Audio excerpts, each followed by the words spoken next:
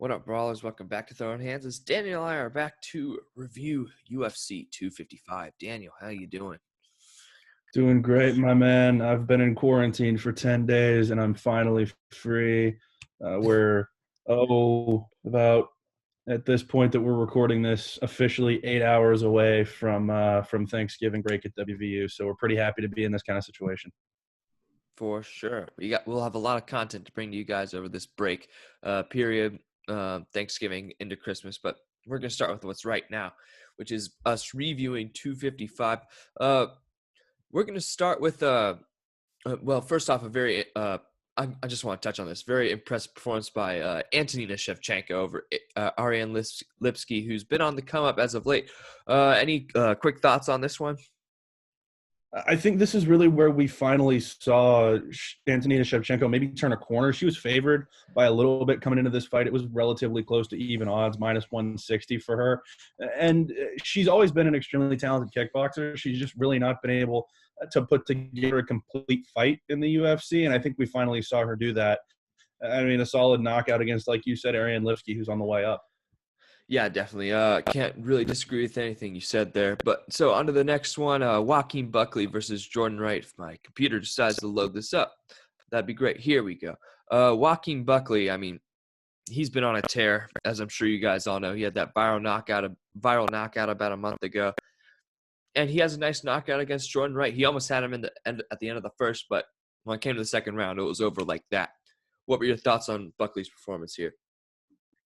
Very, very well-deserved performance of the night bonus here for Joaquin Buckley. Controlled this fight regardless of, honestly, the knockout there. Threw 30 more total strikes than Jordan Wright and landed 23 more. 43 of his 59 landed were significant, which is a pretty high rate, something you like to see out of somebody like Buckley to prove he's not just a power puncher, that he can actually land strikes. And he did against Jordan Wright, who's a solid competitor, and then he just came out and flattened him early in the second round. Buckley is still figuring some things out. That's pretty clear. But when he gets a hold of somebody, it's pretty special. It is pretty special. Now, Jordan Wright, I think he has a lot of potential. This was his first loss, so we'll see him get a nice, solid prospect coming up, I believe. But for Joaquin Buckley, I wonder what's next for him. What do you think? I think Buckley is in a position where I'm not sure he's ready for a top 15 fight. He's close. I think maybe one more. I'm not really sure because, like I said, there's still some holes in his game that I think have been pretty clear. But nonetheless, when you're dominating this heavily at this point in your career, you have to get pushed up. I'm not sure he's ready for a top 15, but he's getting close. He is getting close. So to a fight which we'll talk about what the implications were in this one a little bit later. Brandon Moreno versus Brandon Royval. Like we said, we didn't think Royval is ready for the chip, and I think that was clear in this one. Moreno controlled the fight quite handily in this one, and with the TKO with 4:59 left in the first, with 1 second left in the first, rather, Brandon Royval dislocating his shoulder, kind of trying to avoid the ground and pound from Brandon Moreno. What were your thoughts on this performance? Yeah, Moreno just stayed on top of him for 5 minutes. Just in terms of pressure, landed 2 takedowns in that time period, landed 73% of the strikes he threw, and had some solid, significant numbers. Actually, Royval landed more significant strikes than Moreno, 17-16. But so much more of what Moreno did in this fight was impactful. He just controlled pace, controlled the timing of the fight essentially, and controlled the octagon. And against a guy like Royval that is looking more than likely for a submission, more than likely for a choke, if you can keep him moving backwards during the fight, you're in really good shape. And Brandon Moreno came out and followed that to a T. Yeah, he did what he had to do. He executed the perfect game plan, and he got done quickly. All right, over to the rankings for Royval. I mean, he's still fresh in the UFC. He shouldn't be deterred whatsoever. I think we could see someone like Schnell, maybe even Pantoja coming up for him. What do you think? Those are exactly the names I was going to throw out there. And for Moreno, title shot. We know what's up. That's coming up in 3 weeks. We'll get into that a little later. But now to the main card. Hua versus Craig. Shogun didn't look like Shogun. He had a little bit of a late resurgence in his career, and he just looked old in this one. And then, Craig did his thing, made Hua tap to strikes, which hasn't really happened until, well, Herb Dean stopped it before he did, but he actually did tap to Jones when he fought in the title fight that one time. What were your thoughts on this one? This was a little bit of a surprise for me because, like you said, Craig made Hua not look like Hua, and he took advantage of that. I'm not necessarily sure. Obviously, Paul Craig had a strong performance. You don't win by submission via strikes if you don't. But I think a lot of the focus coming out of this fight is going to be the fact that Shogun looked so off in this fight. And like I said, Craig had a big part in that. He outstruck him more than double in total strikes and almost triple in significant strikes, and then landed 4 takedowns. So this was a really impressive performance for Paul Craig, but I think the more concerning thing coming away from it is what's going on with Mauricio Hua. Yeah, definitely. So to the rankings, I think Hua has to hang it up. I agree with what Dana White said. There's nothing else for him to prove. He's probably the second best light heavyweight of all time, back with what he did in Pride and all of that. So there's nothing. He's a legend. There's nothing else left for him to do. What do you think's next? Yeah, there's nothing left for him. I mean, you don't want to see a guy like that go out on his back, but that's exactly what I think we're going to see more than likely, just because it's not been good recently. Yeah, you hate, like I said, you hate to see a guy like that get beat up so bad in what you would think would be his last fight. I mean, he's 38 years old. It makes sense for him to hang it up here, even though, 2 of his last 3 fights he had won coming into this. But it just seems like it's time. Yeah, definitely. And for Paul Craig, he's on the come up. He's looked good his past 2 fights, 2 submissions in a row, one via strikes. But anyway, I think we could see him get someone early top 15 like Ankalaev or Span, or maybe even Krylov. We haven't seen him fight in a while. What do you have to say? Yeah, I think it would be prudent of the UFC to get him against an up-and-comer who's not necessarily somebody you're looking to sort of vault into title contention right away, but somebody like a Span, I think would be a really good fight. Definitely. So we're going to skip over Chikagian and Calvillo for right now, but we're going to head to Perry and Means real quick, and then we're going to do Chikagian and Calvillo after that. But Tim Means, man, he got the job done. Mike Perry won the first. Tim Means won the second very clearly. And then it was a toss-up in the third round, but Tim Means pulled it off, and I agree with the judge's decision. What were your thoughts on this one? This was a really interesting fight because of pure volume. Tim Means dominated this fight, but Mike Perry, the way he strikes is so impactful and so powerful that you have to consider him on points anytime it gets to that point in a fight. Something that I was scrolling through the news earlier today that honestly made me very interested and kind of off-put by this was what Tim Means said about the lead up to this fight with Mike Perry, who came in 4.5 pounds overweight for this fight. But Means said in an interview at the post-fight presser that he was getting that Mike Perry was sending him Instagram DMs of pictures of himself eating cheeseburgers and onion rings. Like Mike Perry, as good as he is in the octagon, he's not going to beat guys even like Tim Means if he just doesn't take things seriously. And I think that's what we saw in this fight. He was so good in the first round, but as you would expect for a guy that came in 4.5 pounds overweight, he gassed out in the second round, and Means was able to control it from there. Yeah, he looked fat. I'm gonna be honest. Yeah, he looked fat. So I don't. That's Mike Perry's decision. I think we see Tim Means stay the gatekeeper in this division. He's older. He's not going to have a resurgence. There's not too much to talk about there, but Mike Perry, he has a place on this roster. I just don't know where. Yeah, I don't know what is next for him because, like I said, he doesn't take the preparation seriously. And that's something that's so important to the UFC. He's a very talented guy who's got a lot of natural gifts, but if he doesn't take what's going on in preparation and what's going on outside the octagon seriously, he's never going to get to any kind of high level. That's why he got beat by a guy who is very clearly can be defined as a gatekeeper in Tim Means. Yeah, definitely. So now we're going to hit Chikagian and Calvillo, and then we'll explain what's next for these women after we review Shevchenko versus Maia. But Caitlin Chikagian put together probably the most perfect game plan you could put up against Calvillo, especially with her attributes. You know, she kept distance. She picked her shots. She did what she had to do in the fight, and Calvillo just couldn't land a takedown. She landed one, but she wasn't successful. She seemed stubborn at some points, but Chikagian, got to give it to her. What do you think? Caitlin Chikagian just continues to surprise as she continues to get older in her career and get more experienced.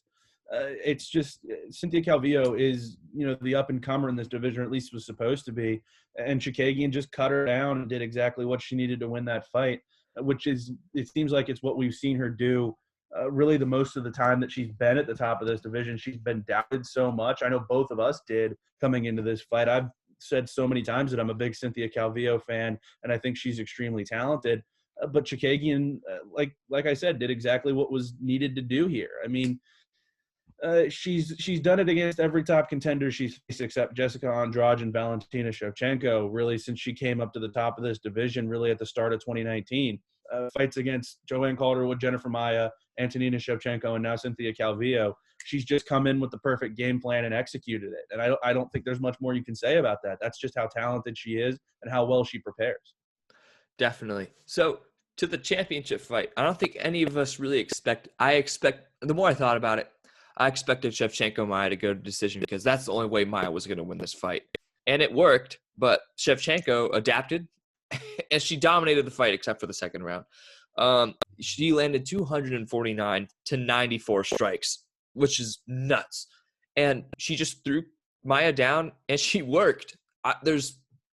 She didn't fight a perfect fight, but it was damn near perfect. What were your thoughts on this? Yeah, Shevchenko did exactly what she needed to do to win this fight. Jennifer Maia, honestly, did everything she needed to do to be competitive. It's just she was fighting Valentina Shevchenko, and she got outlanded 249 to 94. So, yeah, I don't know what else to say about that. Shevchenko is one of the best, regardless of gender, one of the best kickboxers on the planet. And we saw that because she threw 317 strikes, landed 249 of them, and 62 of them were significant. And then, throw in the fact that she landed 5 takedowns. She's the most dominant woman pound for pound, I would say, in the UFC. So she went out there, she did what she does, and she finished off Jennifer Maia. And Maia was more competitive than either of us ever expected. But Valentina Shevchenko is an extremely special competitor. She's honestly something that I'm not sure we've ever seen in women's MMA and might not ever see again, just in terms of her refinement and the way that she's able to use it in the octagon. Yeah, like you said, Jennifer Maia did everything possible to make this competitive, yet Shevchenko still dominated the fight. And that just shows how good she is. All right. So we're going to kind of combine Chikagian, Calvillo, and Shevchenko Maia because I think it fits. So for Calvillo, I think she gets a top 5 opponent. I think here's my thing. Lauren Murphy called for the next title shot. That's not going to happen. No. She's proven nothing to me, in my opinion, except beating old Roxanne Modafferi. Roxanne Modafferi is great. She's a legend. She's a pioneer in women's MMA. But Lauren Murphy has proved nothing to me besides that. So I think if Lauren Murphy can get another win against Calvillo, I think that could propel her to the next title shot. What do you have to say? I agree with that completely. I think that's a really good matchup. 2 women that I would consider up-and-comers in this division trying to find a shot, and I think squaring off with each other would be great. And as for Chikagian's kind of in a standstill right now because I don't think there's a question that Andrade is going to get the next title shot. You can't question that. I think it's a given. So unless Chikagian wants to take a lower fight to stay in shape, I don't think it'd be in her best interest to do so. What do you have to say? Yeah, she can wait unless she wants to fight Jennifer Maia, which I don't see likely because I think she's in a position where she can wait for that title shot. But like you said, if she wants to get back out there and she wants to fight again, she's already beat Jennifer Maia once, and that was when Maia came in overweight as well. So if she wants to run that one back, I could see it being realistic to guarantee herself a title shot. But I think she's already in that position, and I think she can already wait to see a winner between Shevchenko and Andrade. Yeah, and the thing is, like, Chikagian, she's beaten Murphy, Calvillo, and Maia. There's nothing else for her to prove outside of getting the next title shot. So unless she wants to move up, that'd be interesting. But we'll see. We'll see. All right, to the main event of the evening. No surprises here, in my opinion, at least. Figueiredo submits Perez a minute and 57 seconds into the first round with a guillotine. Impressive guillotine, but I didn't expect much else. What do you have to say? I said this in the preview. I think this is the beginning of an absolute reign of terror over this division for Deiveson Figueiredo because he is one of the most well-rounded fighters in the world. He's got a ton of power. He can do it on the ground, as we saw in this fight, submitting a guy like Alex Perez in less than 2 minutes. Figueiredo, we are going to see a resurgence of this 125 division under him, and I think it's going to go to a level that it's never been seen at before because you've got guys like Royval coming up. You've got guys like Moreno that are extremely talented. If Cody Garbrandt finishes that move down to 125, you've got a legitimate headliner there that can challenge for your title as well. Like, I get that in the past there have been dominant guys in this division that have been notable, at least in the UFC. But the more you think about this 125 division, the more that it becomes really exciting because, Mighty Mouse Johnson, Demetrius Johnson, when he was there, was extremely notable because until he got knocked off by Henry Cejudo, he had destroyed any and all comers that came after him. But it's because the UFC didn't have any decent flyweights. Now you've got Figueiredo, Royval, Moreno, Perez. There's a ton of guys in this division. It's a legitimate list of contenders now, and I think this is a really exciting time to watch the UFC flyweight division because you've got a dominant champion in Figueiredo who can make things happen, and a long list of contenders that are ready to come after him. Definitely. So I think we know what's next. It's Moreno Figueiredo in 3 weeks, shortest turnaround for a title fight in history, if I'm not mistaken. So in my opinion, I think Royval Perez is the fight to make. I'd watch that in a heartbeat. What do you have to say? I think so. That would be an outstanding fight, and it makes sense with who's coming up in the division right now. All righty, that'll do it for the review. But on to some news. Petr Yan, Aljamain Sterling's off for 256. So Figueiredo and Moreno have saved the card essentially, but it's a good card. What do you have to say about that? That fight being off, at least for the time being, is a little upsetting because it's one I was really looking forward to. Two guys that I really like to watch. But nonetheless, you get Figueiredo, who I absolutely love, if you haven't figured that out yet from the last 2 episodes of this show. You get Figueiredo back out there again in a fight that I think is going to be really exciting, taking on Moreno, who had a really strong performance this past weekend. Definitely. There's the whole last fight, the last event of the year, the whole card's been announced. And boy, I don't think there's honestly been a better card this year. There's some pay-per-views have been pretty damn good, but this last fight night card of the year on the 19th is phenomenal. You got Edwards, Chimaev, Neal, Thompson, Tybura, Hardy, Font, Moraes, Kirkunov, Spann, Vera, and Aldo. Like, what more do you want in a card? It's going to be great. It's going to be absolutely great. And it's not necessarily a bunch of champions or a bunch of contenders coming in, but it's really exciting guys. A lot of the guys that have made their names in 2020 getting another shot to go out there one more time and carry some momentum over in 2021, which I think is an amazing idea by the UFC. I mean, you put Chimaev, who came up so quickly in 2020, in the last main event of 2020. You get Wonderboy Thompson and Jeff Neal, which is just going to be absolute fireworks. Greg Hardy, who was one of your MVPs in 2019, who's still trying to figure things out a little bit, get back on track after a little bit of a rough year. Ryan Spann, who's trying to bounce back.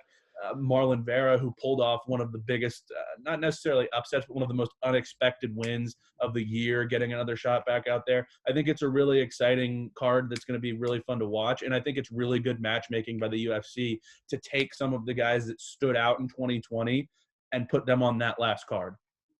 Yeah, definitely. A couple other small notes: Ciro Gane versus Junior Dos Santos, booked for 256. Yeah, there's not really too much else to say. We got Blaze versus Lewis Saturday. That's exciting. And then Hermanson versus Holland on the 4th. Do you got anything else? Ben Askren, never say never on return to MMA competition after successful hip surgery. Oh man, I don't. There's not. I don't want to see that. I'm not like intrigued. You know? Yeah. It's almost like Ben Askren's a lot more fun when he's not fighting than when he actually is. Yeah, his Twitter's great. I don't know if you follow him, but I do. his Twitter's great. It's great. Do you follow Darren Till on Twitter? I don't. I know he's a great follow, but I've not got around to it. You got to get around to it. He went on like a 2-week span of like trolling Brendan Schaub for just no reason. He's just a troll. It's great. Yeah, well, why not troll Brendan Schaub? He does what he wants, and that's what you got to love about Darren Till. Yeah, I forgot to mention this earlier before we wrap this one up. But as far as the medical suspensions go from this past fight, 255, not a ton in terms of people that won that would potentially be looking at a quick turnaround, other than Joaquin Buckley. He needs to have an X-ray for a potential broken hand and could be suspended for 6 months if he does not get cleared of that. Oh, okay. Sean O'Malley looking on bloody elbow right now. Sean O'Malley announces his return at UFC 258. So you can expect the Sugar Show on February 13th. Currently, as in his book, he is undefeated. So if you want to see an undefeated fighter, go at it. I mean, February 12th, your date. All right, that's all I got. You got anything else? Music again. All right. Well, that'll do it for this episode. I don't know when you'll see us next. Thanksgiving week's kind of weird, but what do you? Thank you, Danny, for coming on. Absolutely. Thank you for having me once again. All right. See you guys next time.